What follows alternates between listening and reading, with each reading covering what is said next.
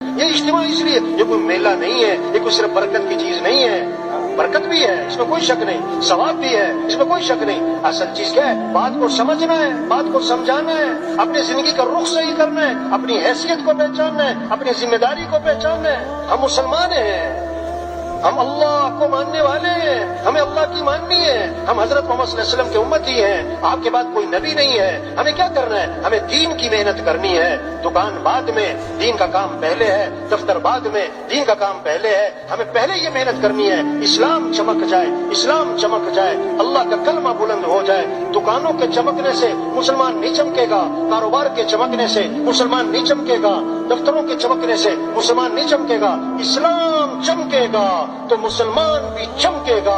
अगर इस्लाम नहीं चमकता तो माल की कसरत, चीजों की कसरत, असबाब की कसरत, असले की कसरत, इससे मुसलमान कभी नहीं चमक सकता है।